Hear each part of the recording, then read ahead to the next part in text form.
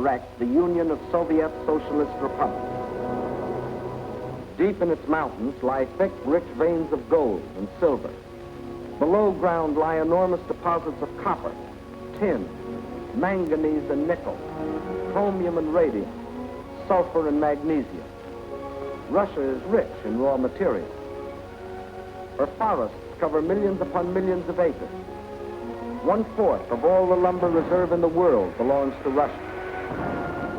And as for fuel, there's coal, ton upon ton. And more important, there's also oil. 213 million barrels a year of it.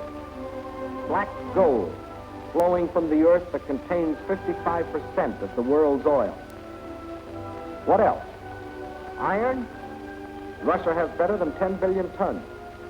That can make a lot of steel before it's done. Yes, Russia is rich. Farms cover millions upon millions of acres. The rich black earth that besides giving forth oil and coal will also grow everything from sunflowers to lotus. The tea her people drink in such huge quantities, and the tobacco that they smoke. Cotton grows here too, 3,800,000 bales a year, and sugar. And on the pasture land, the animals grow fat for food and wool for clothing. While on the warm plains, the fields of grain stretch as far as the eye can reach. Corn, oats, hops, rye, and don't forget wheat, 1/3 of the world's best. Yes, Russia is very rich. We have been trying to destabilize Russia since 1917, actually. Because we don't want peace we want the war with Russia. They all said the same thing, not 1 inch eastward. NATO will not expand 1 inch eastward.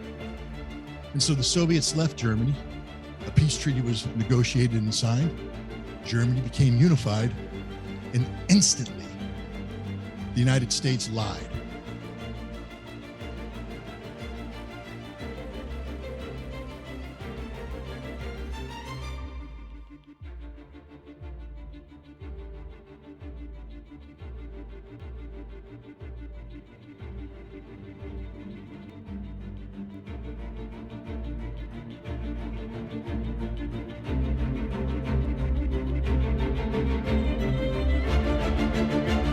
The United States lied.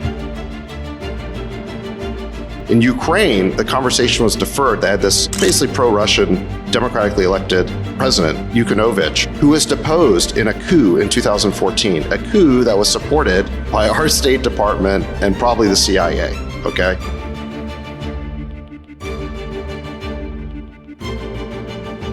Even down to who's firing who. Who are the people who are firing shots at Maidan?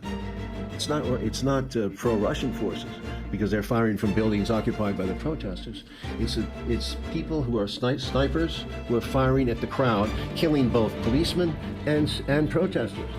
That's the whole point. It was like the same thing that happened in Venezuela back around that time. That's a CIA technique. Color revolution, then you have the violence. The violence breaks out. Somebody's killing somebody, but you kill from both sides. You create this disturbance. And they killed a lot of cops, they killed protesters, and that kicked off. So who did it? Who was firing from those buildings? There was lots of stories about the neo-Nazi gangs that were coming into Kiev from the west of Ukraine. It's most likely them. You see, from their point of view, they feel the squeeze. You put his back up against the wall, what are you doing? Еще 50 лет назад Ленинградская улица меня научила одному правилу. Если драка неизбежна, бить надо первым.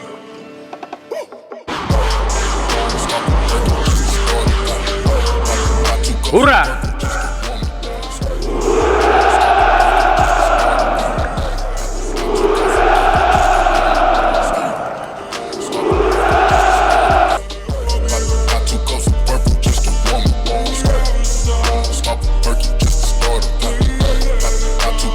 They're trying to get you to believe that Ukraine is winning.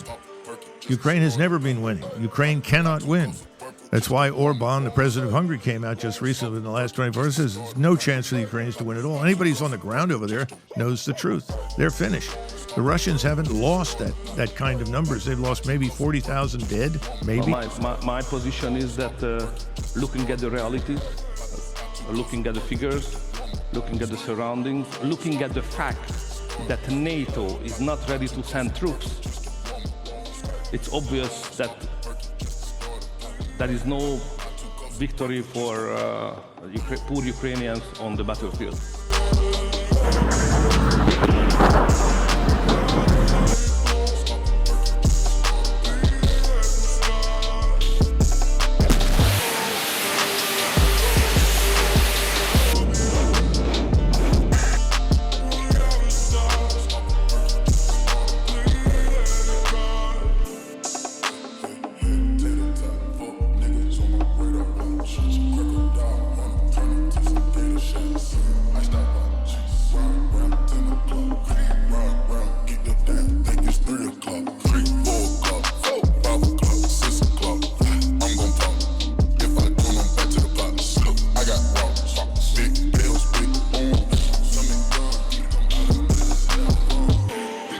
Говорит только о том, что мы все правильно сделали с точки зрения начала специальной военной операции. Почему? Потому что, оказывается, все эти Минские соглашения никто не собирался исполнять, и можно ли с кем-то договариваться, и где гарантии? Вот это, конечно, вопрос.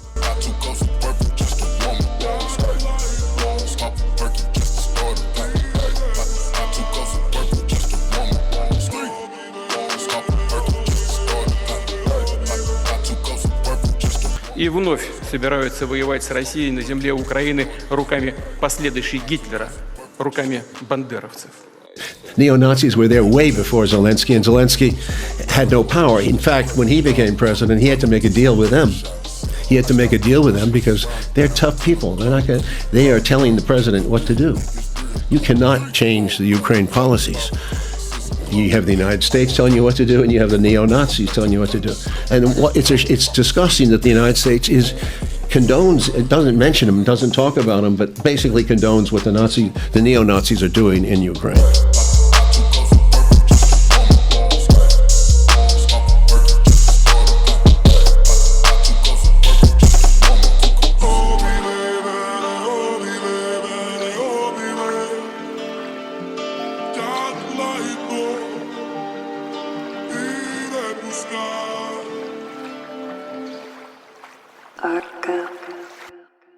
So today, I'm announcing the first tranche of sanctions to impose costs on Russia in response to their actions yesterday.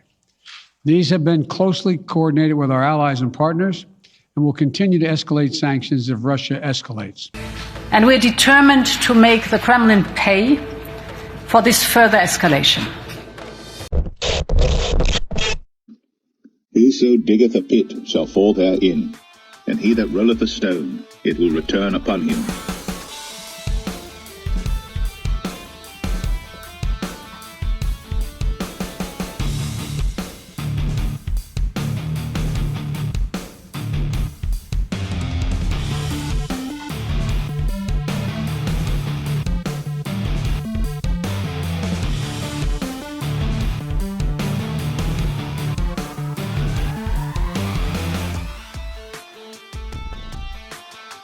OPEC Plus has reduced the oil supply, which is now increasing prices. Secondly, for the US, there is already a cost of living crisis with its inflation already touching 8.3%. And if you see, it is the highest inflation rate in the past 40 years. So if you see what's happening, oil price going up is a major factor that causes recession, and the OPEC is worried that recession might come, so they are increasing oil prices, which again increases the probability of recession. And thirdly, when the oil price shoots up, Russia makes more money, which gives it more resources to fight the war. And this is the reason why, again, the US has a problem.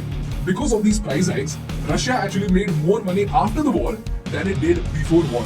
And if you look at the revenue of Russia from Europe from oil and gas, you will see that the average during normal years from March to July was close to $50 billion.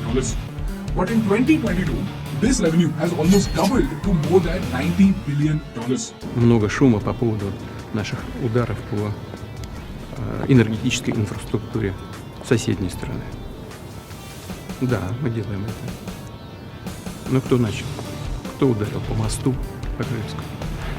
Кто подорвал линии электропередач с атомной электростанции Курска? Кто не подает воду в Донецк? Неподача воды в миллионный город – это акт геноцида. Никто, нигде словом об этом не обмолвился. Вообще. Молчок полный. Стоит нам только пошевелиться, что-то сделать в ответ. Шум, гам, треск на всю Вселенную. Это не будет нам мешать выполнять боевые задачи.